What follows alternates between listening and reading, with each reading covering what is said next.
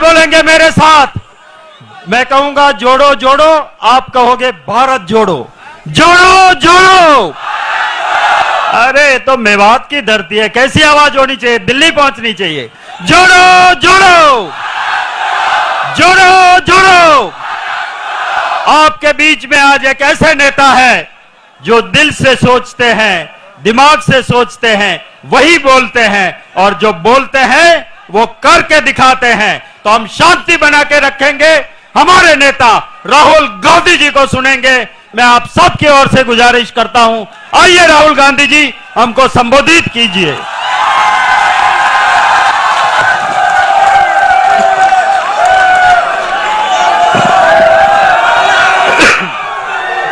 थोड़ा शक्ति सिंह गोहिल जी, उदयमान जी, भूपिंदर हुड्डा जी, कुमारी शैलजा जी, रणदीप सुरजेवाला जी, Yogendra Yadav ji, captain Ajay Yadav ji, stage पे Congress party के वरिष्ठ नेता, हमारे प्यारे कार्यकर्ता, भाइयों और बहनों, प्रेस के हमारे मित्रों, आप सबका यहां बहुत बहुत स्वागत। कैसे हैं आप लोग? ठीक है? मैं प्रेस के मित्रों कह देता हूं, आमतौर से कह देता हूं, मगर मित्र तो कहता हूं, मगर मित्रों का काम ये नहीं करते। इनके मित्र दूसरे हैं जो 24 घंटा टीवी पे आते हैं। और हमारी मतलब यात्रा कन्याकुमारी से कश्मीर तक चल रही है, लाखों लोग आ रहे हैं, मगर मीडिया पे आपको नहीं दिखाई देगी। मगर नरेंद्र मोदी जी 10-15 कदम चल लिए तो 24 घंटा आपको टीवी पे दिखेगा। मगर ये अच्छी बात है, ये देखिए अच्छी बात है, ये गलत बात नहीं है, ये खराब बात नहीं है। मैं इनके खिलाफ नहीं हूं, क्योंकि इनकी गलती नहीं है बेचारों की, इनके पीछे लगाम बांध रखी है, पीछे से कंट्रोलर है। तो देखिए ये मुस्कुरा रहे हैं बेचारे, कह रहे हैं आप बात तो सही बोली, देखो मुस्कुरा रही है, देखो ये देखो मुस्कुराए। तो देश की ये हालत है। पार्लियामेंट में हम बोलना चाहते हैं ना, पार्लियामेंट में बोलना चाहते हैं, कुछ रखना चाहते हैं, जैसे राफेल हवाई जहाज के बारे में, नोटबंदी के बारे में, जीएसटी के बारे में, देश में जो नफरत फैल रही है उसके बारे में। तो जानते हो क्या होता है? जानते हो? मैं दिखाता हूं। माइक ऑफ हो जाता है, देखो ऐसे, जो बोलना है बोलो, बोलते जाओ बोलते जाओ, बोलता कुछ नहीं, किसी को कुछ सुनाई नहीं देता। टीवी उधर कर देते हैं, स्पीकर साहब का चेहरा दिखता है, और पार्लियामेंट में माइक ऑफ कर देते हैं। इसीलिए हमें यह यात्रा कन्याकुमारी से शुरू करनी पड़ी कश्मीर तक। और जो मैं आपको बताऊं, जो हमें सीखने को मिला, जो हमें सीखने को मिला, वो गाड़ी में, हवाई जहाज में, हेलीकॉप्टर में नहीं सीखा जा सकता है। कहां से सीखे हम? हिंदुस्तान की जनता से सीखे, किसानों से सीखे, मजदूरों से सीखे। अब देखिए, एक तरफ आपकी कुर्बानी, यहां अभी मैंने महात्मा गांधी जी की फोटो के सामने फूल रखे, ये आए, इन्होंने आपकी रक्षा की। उस समय भी हिंसा थी, उस समय भी इन्हीं लोगों ने हिंदुस्तान को बांटने का काम, नफरत फैलाने का काम किया था। और आप याद रखिए, योगेंद्र यादव जी ने कहा वो तोड़ेंगे और हम जोड़ेंगे। मगर जब वो बोल रहे थे, मैंने एक बात सोची, सही नारा है, हम वो तोड़ेंगे हम जोड़ेंगे, मगर इसके आगे एक कदम जाना पड़ेगा। हम तोड़ने नहीं देंगे। आप कोशिश करो जितनी करनी है, हम तोड़ने नहीं देंगे, एक सेकंड के लिए नहीं तोड़ने देंगे। जोड़ने की जरूरत नहीं पड़ेगी, क्योंकि हम टूटने नहीं देंगे, हम तोड़ने नहीं देंगे। और मैं आपको एक बात बताना चाहता हूं, देखिए, एक मैसेज मैं आपको देना चाहता हूं। ये गांधी जी जो हैं, ये एक व्यक्ति थे, मगर इन्होंने हमें, इनके सामने हमने फूल क्यों डाले? हमने इनके सामने फूल इसलिए डाले क्योंकि ये एक सोच भी थे। ये सिर्फ एक व्यक्ति नहीं थे, ये एक सोचने का तरीका और एक जीने का तरीका था। और अगर आप गांधी जी को समझना चाहते हो, तो हिंदुस्तान में उस समय बहुत हट्टे कट्टे चौड़े लोग थे, मगर हिंदुस्तान का सबसे निडर व्यक्ति ये थे। तो अंग्रेज इनको डराने की कोशिश करते थे, डरते नहीं थे। जेल में डाल दिया, डरे नहीं। 3 गोली छाती में मार दी, तब भी नहीं डरे। इसीलिए हम इनके सामने फूल रख रहे हैं। तो मैं आपको एक ही मैसेज देना चाहता हूं, देखिए, कुछ भी हो जाए, आपको किसी से नहीं डरना है, नहीं डरना है।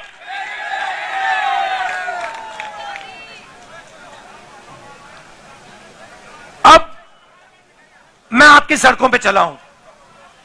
अब देखिए, क्या हुआ या नहीं हुआ, उसके बारे में नहीं बोलना चाहता हूं। अलग अलग राय हो सकती है। योगेंद्र यादव जी ने कहा कि जितना होना था नहीं हुआ, हुड्डा जी ने कहा कि काम हुआ। मुझे कोई फर्क नहीं पड़ता, जो बीते हुए समय में हुआ उसमें मुझे कोई इंटरेस्ट नहीं है। मैं आपको एक बात कह सकता हूं कि इन सड़कों पे मैं चला हूं और मुझे दिख रहा है कि यहां पे आज सड़कों की हालत खराब है,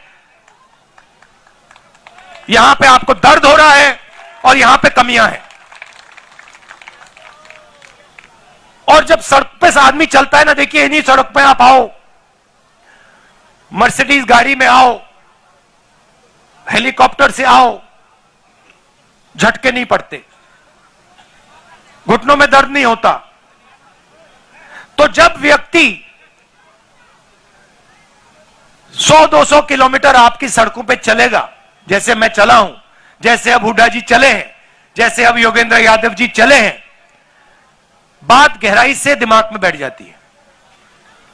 उसके बाद कोई समझाने की जरूरत नहीं होती है।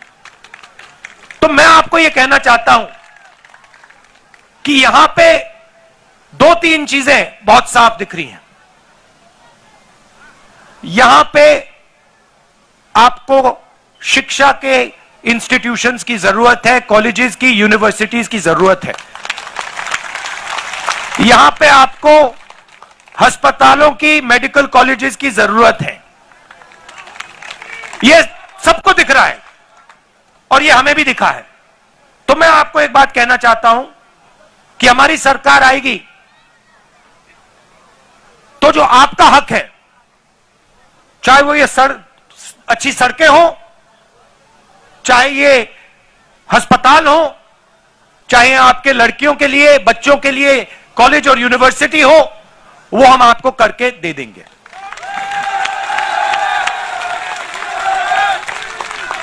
मैं ये भी नहीं कह रहा हूं कि ये 2 दिन में हो जाएगा, मुझे झूठ बोलना अच्छा नहीं लगता है, समय लगेगा, मगर हमारी नीयत साफ है और हम आपको करके दिखा देंगे।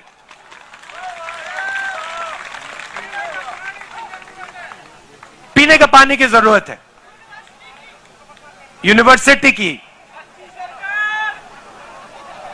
सच्ची सरकार की। अब भैया ये तो आपको मोदी जी से बात करनी पड़ेगी। महंगाई की मोदी जी से बात कीजिए, बेरोजगारी की मोदी जी से बात कीजिए। अच्छा, यात्रा हमने शुरू क्यों की? क्योंकि लोकसभा में हमारी बात नहीं सुनी जा रही थी। जैसे मैंने आपको कहा, माइक ऑफ कर देते हैं और देश में यह डर और नफरत फैलाने की कोशिश कर रहे हैं।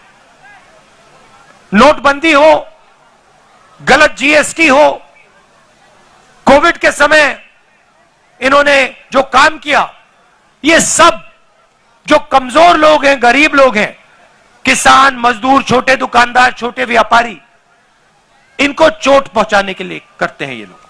इनका लक्ष्य 3-4 अरबपतियों की मदद करने का है।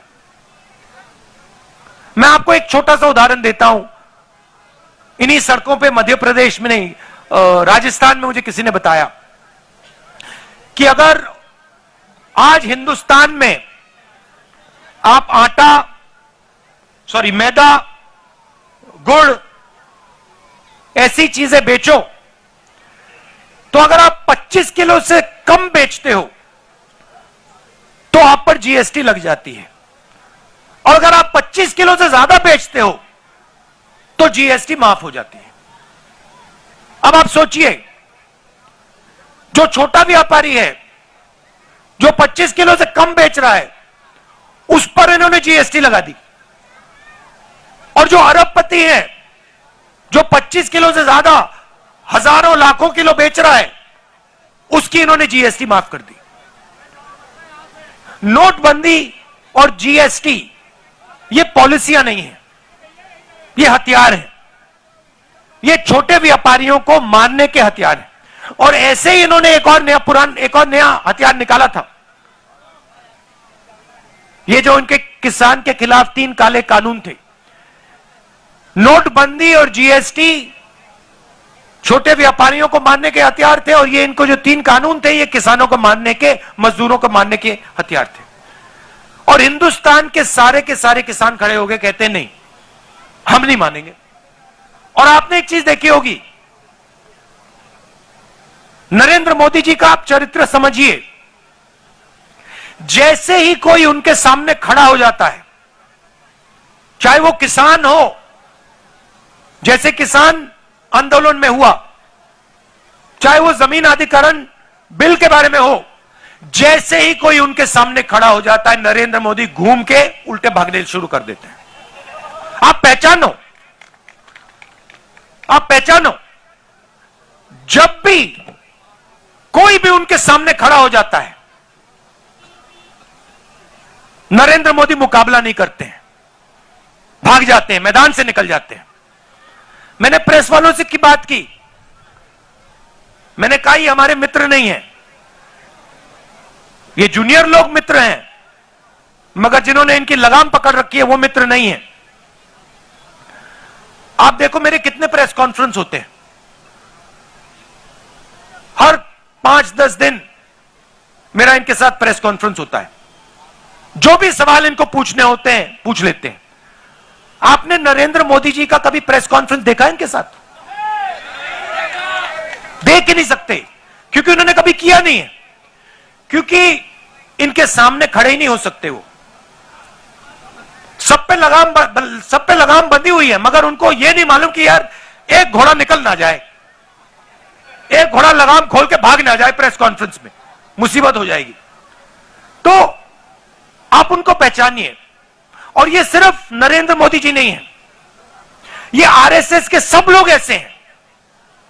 ये नफरत फैलाते हैं, मगर ये डरते हैं, हिंदुस्तान की जनता से डरते हैं, हिंदुस्तान के गरीब लोगों से डरते हैं, हिंदुस्तान के किसान से, मजदूर से डरते हैं। तो ये आपको मालूम होना चाहिए, और इनसे कोई डरने की जरूरत नहीं है। ये कुछ नहीं कर सकते आपका। और मैं हिंदुस्तान के हर व्यक्ति से कह रहा हूं, डरने की कोई जरूरत नहीं है। यह देश डरपोकों का देश नहीं है। ये वीरों का देश है, यहां कोई नहीं डरता।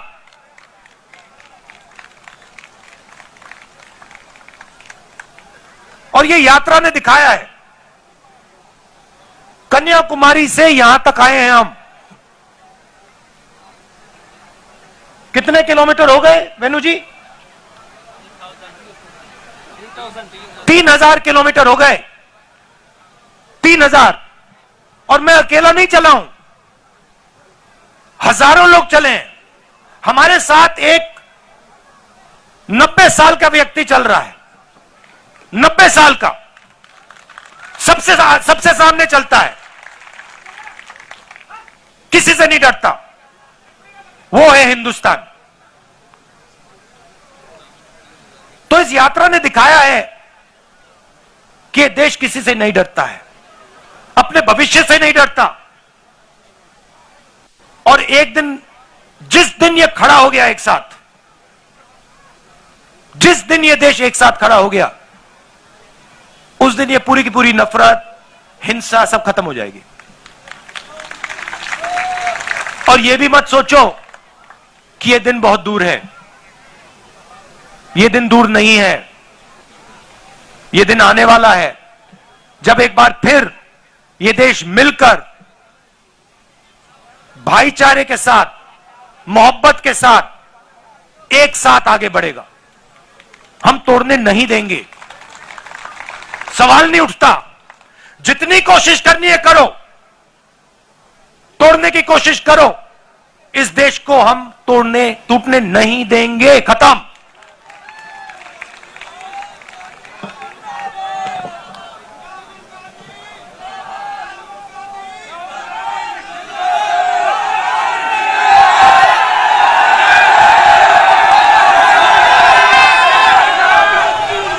तो ये जो यात्रा है कश्मीर तक जाएगी। अब इन्होंने नया आइडिया निकाला है। मुझे चिट्ठी लिखी कि कोविड आ रहा है, यात्रा बंद करो। कोविड आ रहा है, यात्रा बंद करो। अब भैया,